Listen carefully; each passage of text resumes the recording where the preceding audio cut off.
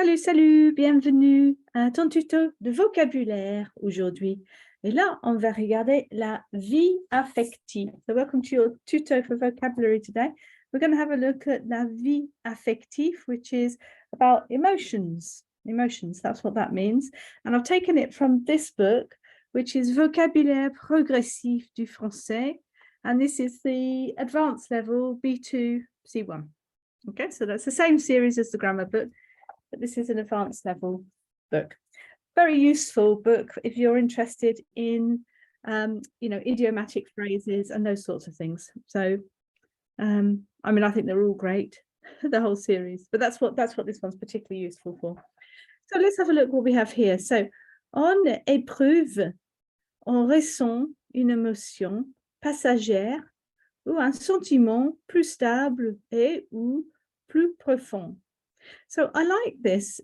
I really like this verb, éprouver. It's a really much more interesting way than to say to experience. Because it's really tricky, because if you're translating from English, you want to say experience and you just want to say expériencer in French. But this is such a neater way of saying it, éprouver, and it means to live something, to experience it. On ressent une émotion, so we feel. That's to feel an emotion. And then it could be passagère, which I guess you could guess the meaning of, which is a passing emotion. Ou un sentiment, which is another word for emotion. Plus stable et ou plus profond, so more stable or deeper.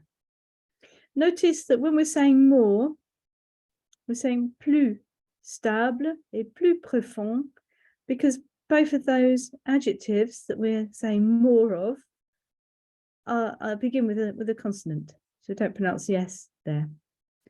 On peut les manifester égale extérioriser ou au contraire les cacher, dissimuler. So we can show them basically. These two words mean to show, just show them on the outside. Or on the other hand, which is a nice little way of doing comparison there, au contraire, hide them or dilute them, I suppose. Manon est d'un naturel affectif. Ses affections influencent ses réactions. So Manon is an emotionally natural person. These are not her affections in terms of an English way of saying it. This is referring to her emotions. So her emotions influence her reactions. Quant à Claire, elle est très sentimentale.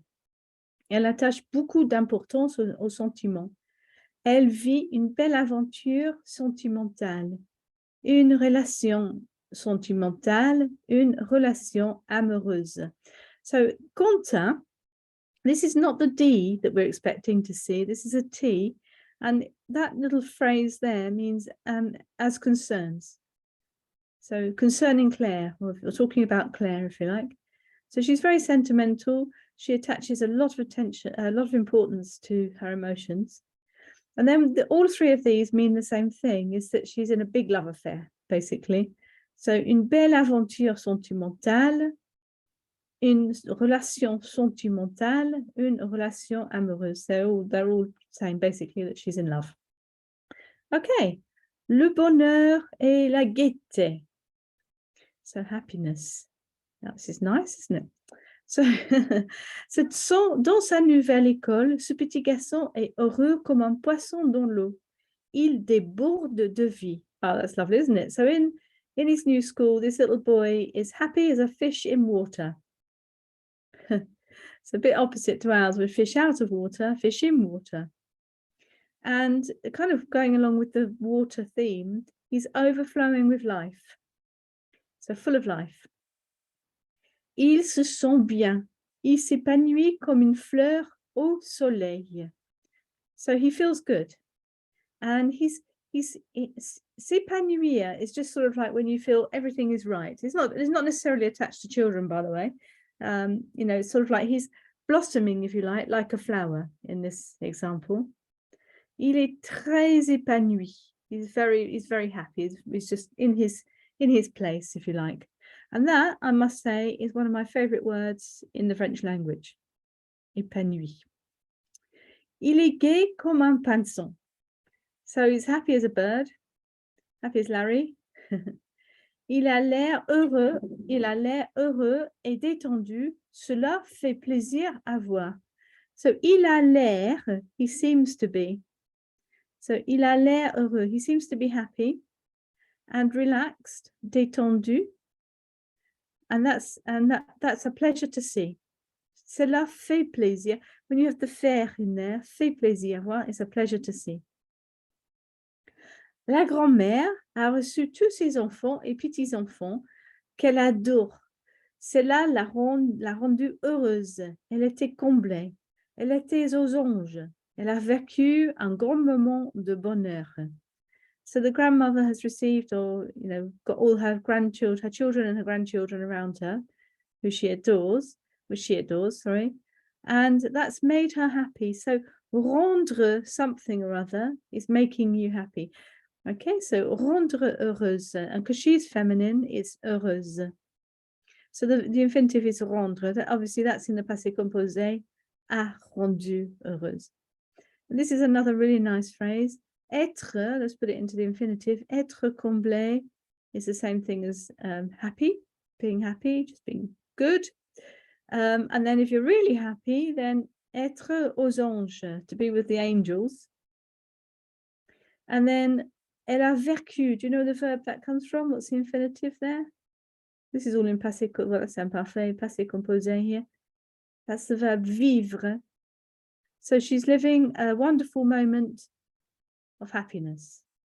Now, can I just say, when people want to say I had a good time, this is a good one for you to use instead of a good time, because un bon temps doesn't really mean having a good time. So if you want to say, oh, I went on holiday last week and I had a good time, j'ai vécu un grand moment de bonheur is a much better way of saying it. It's always un moment. A moment is not necessarily a moment. It could be 10 years, a moment in French. It's a very undefined amount of time. Okay. La vieille dame m'a donné un petit objet en me promettant qu'il me porterait bonheur, malheur. C'est un porte-bonheur, espérant que cela soit vrai. Okay, so the old lady gave me a little object and promising me that it would bring me good luck. And then they've got the opposite in brackets there, bad luck. So easy enough, bonheur, malheur. It's a good luck charm. C'est un porte-bonheur. Hoping that this one, that would be true. I'm hesitating there because I'm trying to work out why espérer is with the subjunctive there. And that's a question mark for me to go and investigate, because I don't know why that is, because normally espérer does not go with the subjunctive. So I'll investigate. Okay, ces jeunes parents ont enfin eu le premier bébé. Ils vivent un immense bonheur. Ils sont radieux et rayonnants. So these young parents have finally had their first baby. They're living a big and immense moment of happiness. They're radiant. Yeah, and there's two ways of saying radiant there. Lovely. Ça me fait plaisir de faire plaisir à mes amis. Ce n'est pas une obligation. Je le fais par plaisir. So, ça me fait plaisir, it makes me happy. That's reflexive. You see where faire is being used reflexively there, yes? Well, it's plaire, yeah? Ça me plaît, yeah? So, ça me fait plaisir. So it's like plaire, it is plaire. De faire plaisir. So when we've got the pronoun in there, yeah, it makes me happy. But if I take the pronoun out, de faire plaisir à mes amis, to make my friends happy. Yes. So then we're saying who it is. You've got the à, and who you're making happy, your friends. Ce n'est pas une obligation. It's not an obligation. I do it for the pleasure. I do it because I like it. So, je le fais par plaisir. I'll tell you who you quite often say here, talking about doing their job par plaisir, and that's chefs. chefs in France quite often say, that they do it par plaisir. So for the joy of it. Michel a enfin le magnifique piano dont il rêvait. Il nage en pleine euphorie. Il est euphorique. So Michel has finally got the magnificent piano that he's been dreaming about. That's dont is of which he was dreaming. And we use dont because il rêvait de quelque chose, just in case you wonder why that is. And he's swimming in full euphoria. He's euphoric. Very nice. A bit more expressive, isn't it, than just je suis heureuse, content, contente. Ah, now la tristesse et le chagrin. So sadness and, well, chagrin could be associated with grief, but it's just being really fed up. Chagrin is really fed up. Gaspard est triste à mourir parce que Margot l'a quitté. Il a les sombre, maussade, morose. So he's dying of sadness because Margot has left him. And then we use it, il a l'air, he seems again. Sombre and sad, really, morose, sad. Parfois, Paul a le cafard quand il pense à son pays. Il a même le mal du pays.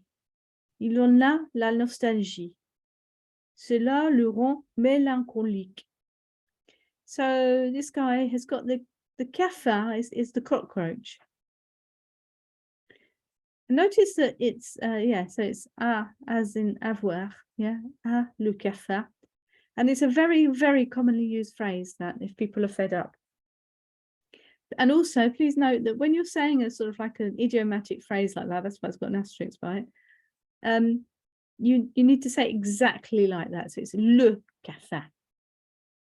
When he thinks of his country, he's even got a little bit of homesickness, a little bit of nostalgia. And that makes him melancholic. Le pauvre Marcel vit un grand malheur.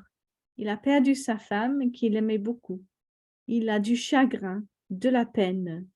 Il est malheureux comme les pierres. Il est déprimé. Il fait une déprime. Il a des idées noires. Ses amis espèrent qu'il ne va pas tomber en dépression. Oh dear. So Marcel is living a big sadness, if you like. So that's vivre, that verb there. Vie comes from vivre. He's lost his wife, who he loved a lot. And this is a chagrin. So that's quite a strong sadness, a deep sadness. De la peine, is in pain, I suppose, is the best way to describe that. He's as sad as stones. Malheureux comme les pierres. He's depressed. Il fait une déprime. He's having a depression. He's got black ideas. And his friends hope that he isn't going to fall into depression.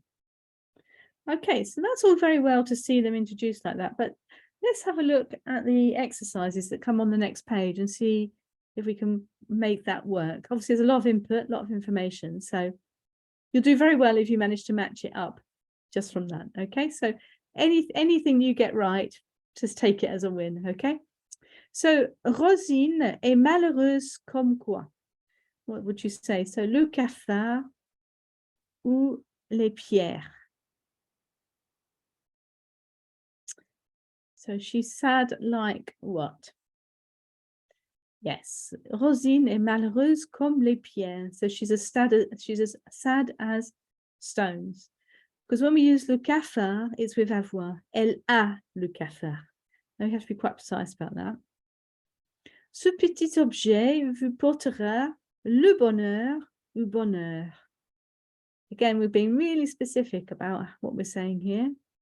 So this little object will bring you bonheur. Bonheur. No, you don't need any le in there. Bonheur. Lys est something. Elle est très heureuse. So is she with the angels or in the sky? Yeah, aux anges. Elle est aux anges. Elle est très heureuse.